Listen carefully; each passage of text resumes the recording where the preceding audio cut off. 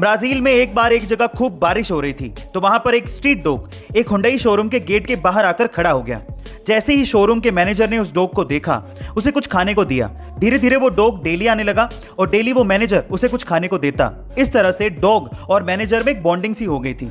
जल्दी शोरूम के एम्प्लॉइज भी उस डॉग को काफी ज्यादा पसंद करने लगे और इस तरह से शोरूम ने बकायदा उस डॉग को ऑफिशियली गोद ले लिया और फिर बाद में उस डॉग को शोरूम में सेल्समैन बना दिया और तो और उसे एक आइडेंटिटी कार्ड भी दिया गया और अब वो हर नए कस्टमर को वेलकम करता है और एक सेल्समैन की तरह वहां पर काम करता है।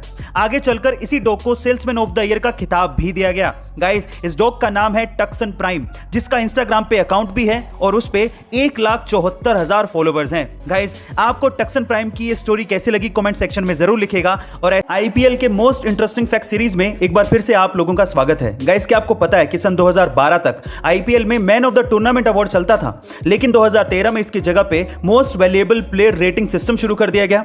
इस सिस्टम के हिसाब से अगर कोई चौका मारता तो उसे 2.5 पॉइंट्स दिए जाते, अगर कोई छक्का मारता या फिर विकेट लेता तो उसे 3.5 पॉइंट्स दिए जाते, डॉट बॉल पे 1 पॉइंट और उसके अलावा कैच और स्टंपिंग पे 2.5 पॉइंट्स दिए जाते।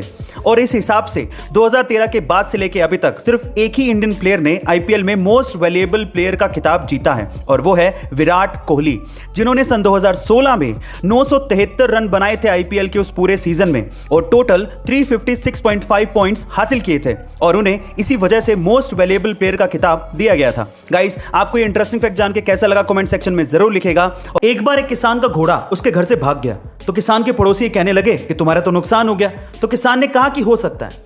उसके अगले दिन वही घोड़ा अपने साथ 5 घोड़ों को लेकर किसान के घर वापस आ गया। तो फिर पड़ोसी कहने लगे, वाह, तुम्हारा तो फायदा हो गया। तो भी किसान ने यही कहा कि हो सकता है। उसके अगले दिन किसान का बेटा इन्हीं घोड़ों को कंट्रोल करने की कोशिश कर रहा था तो एक घोड़े ने किसान के बेटे को नीचे गिरा दिया, जिसकी वजह से उसकी टांग टूट गई। तो पड़ोसी कहने लगे, बाप रे, ये तो बहुत बुरा हुआ।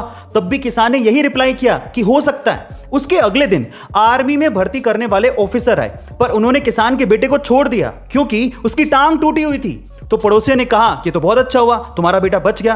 तब भी किसान ने यही कहा कि हो सकता है। यानी हमारे साथ होने वाली किसी भी घटना के बारे में हम कुछ नहीं कह सकते कि लास्ट में जाके वो हम पे क्या असर डालेगी। इसीलिए अच्छा हो या बुरा, अपने इमोशंस को कंट्रोल रखना चाहिए। Thank you.